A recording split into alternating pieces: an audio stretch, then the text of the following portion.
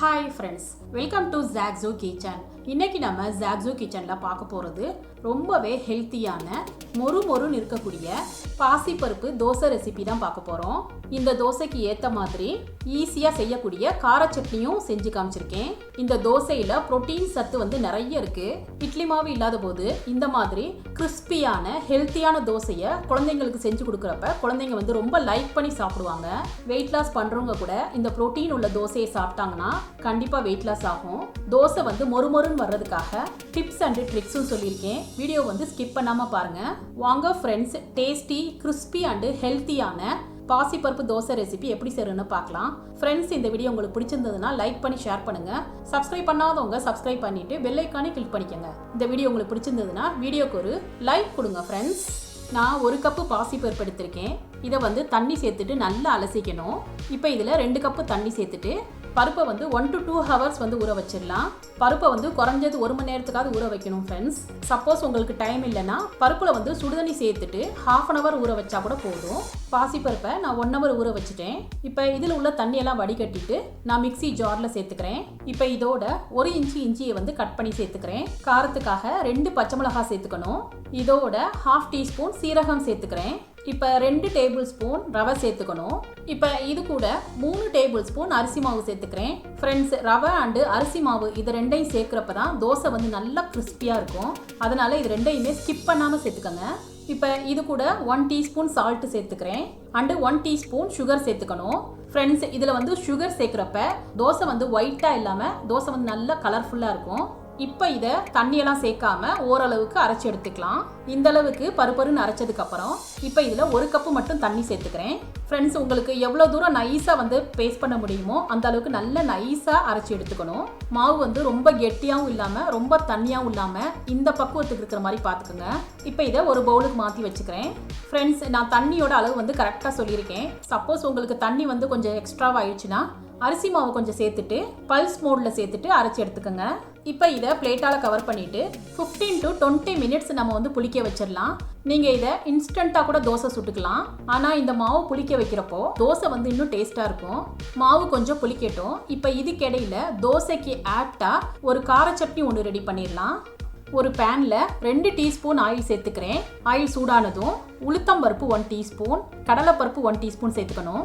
இது பொரிஞ்சதும் காஞ்ச மிளகாய் 4, 3 பல்லு பூண்டு, 12 சின்ன வெங்காயம் சேர்த்துக்கிறேன். இப்போ இது எல்லாத்தையுமே 2 நிமிஷத்துக்கு வதக்கிக்கலாம். ஃப்ரெண்ட்ஸ், கார சட்னிக்கு பெரிய வெங்காயம் சேர்க்கறதை விட சின்ன வெங்காயத்தில் செஞ்சோம்னா டேஸ்ட் சூப்பராக இருக்கும். இப்போ இதில் 2 தக்காளியை பொடியாக கட் பண்ணி சேர்த்துக்கணும். இதை மறுபடியும் நல்லா வதக்கிக்கலாம். இதோட மிளகாய் தூள் 1/2 டீஸ்பூன், நான் கலருக்காக காஷ்மீரி சில்லி பவுடர் சேர்த்துருக்கேன். சால்ட் 1 டீஸ்பூன், புளி கொஞ்சோண்டு சேர்த்துக்கிறேன். நல்லா கலந்து விட்டுக்கணும். இப்போ இதில் 1/4 கப்பு மட்டும் தண்ணி சேர்த்துட்டு எல்லாத்தையுமே நல்லா வதக்கிக்கணும். இது நல்லா வதங்கிருச்சு. இதை ஒரு பிளேட்டுக்கு மாற்றி வச்சுக்கிறேன். இது ஆறுனதும் மிக்ஸி ஜாரில் சேர்த்துட்டு நல்லா இந்த மாதிரி பேஸ்ட்டாக அரைச்சி எடுத்துக்கணும். இப்போ இந்த சட்னியை தாளிக்கிறதுக்காக தாளிப்பு கரண்டியில் 2 டீஸ்பூன் நல்லெண்ணெய் சேர்த்துக்கிறேன். ஆயில் சூடானதும் 1/2 டீஸ்பூன் கடுகு, 1/4 டீஸ்பூன் உளுத்தம்பருப்பு, கொஞ்சம் கருவேப்பிலை, பெருங்காயம் 1/4 டீஸ்பூன் சேர்த்துட்டு நல்லா வதக்கிட்டு இதை சட்னியில் சேர்த்துடலாம். இந்த கார சட்னி பார்த்தோம்னா தோசைக்கு சூப்பராக இருக்கும். ட்ரை பண்ணி பாருங்கள். ஃப்ரெண்ட்ஸ், இன்னொரு டிப்ஸ் சொல்லிக்கிறேன். நம்ம எப்போவுமே தோசை ஊற்றுறது இந்த மாதிரி குழிக்கரண்டியில் தான் தோசை ஊற்றுவோம். மாவு எல்லா இடத்துலையும் பரவாமல் 1-2 இடத்துல கொஞ்சம் மொத்தையாக உப்பலாக இருக்கும். இந்த மாதிரி இருக்கிறப்ப தோசை நல்லா கிறிஸ்பியாக வராது. ஃப்ரெண்ட்ஸ், அதே இது இந்த மாதிரி ஃப்ளாட்டான கரண்டியில், அதாவது பேக் சைடு பார்த்தீங்கன்னா நல்லா ஃப்ளாட்டாக இருக்குது. இந்த மாதிரி கரண்டியில் நம்ம தோசை ஊற்றுறப்ப மாவு ஈவனாக ஸ்ப்ரெட் ஆகும். அதே சமயம் தோசையும் நல்லா கிறிஸ்பியாக இருக்கும். ஹோட்டல்ல எல்லாம் பார்த்தோம்னா ஃப்ளாட்டான சர்ஃபேஸ் உள்ள பவுலை வச்சு தான் தோசை ஊற்றுவாங்க. இந்த டிப்ஸ் பார்த்தீங்கன்னா பிகினர்ஸ்க்கு ரொம்ப யூஸ்ஃபுல்லாக இருக்கும். இப்போ ஒரு 20 நிமிஷத்தில் மாவு நல்லா புளிச்சிருச்சு. இதிலிருந்து பாதி மாவு இன்னொரு பவுலுக்கு நான் மாற்றி வச்சுக்கிறேன். நம்ம குக்கிங் சோடாவை எல்லா மாவுலையும் சேர்த்துடக்கூடாது. அப்படி சேர்த்துட்டோம்னா நம்ம ஆக்குற லாஸ்ட் தோசை வரைக்கும் கிறிஸ்பியாக இருக்காது. அதனால தான் நான் பாதி மாவு தனியாக எடுத்து வச்சுட்டேன். இப்போ இதில் 2 பிஞ்சு மட்டும் சோடா உப்பு சேர்த்துக்கிறேன். கொஞ்சமாக தண்ணி சேர்த்துட்டு நல்லா கலந்துக்கணும். இப்போ தோசை ஊற்றிடலாம். தோசைக்கல்லில் கொஞ்சமாக ஆயில் தடவிட்டு அதை டிஷ்யூவால் நல்லா தொடச்சி எடுத்துக்கணும். அடுப்பை தோசை ஊற்றுறதுக்கு முன்னாடி நம்ம லோ ஃப்ளேமில் தான் வச்சுட்டு தோசை ஊற்றணும். அப்போ தான் ஃப்ரெண்ட்ஸ் தோசை நல்லா கிறிஸ்பியாக வரும். மாவை ஒரு தடவை நல்லா கலந்துட்டு 1/2 கரண்டி மாவு இதில் சேர்த்துக்கிறேன். கரண்டியை யூஸ் பண்ணி மாவு நல்லா ஸ்ப்ரெட் பண்ணி விட்டுக்கணும்.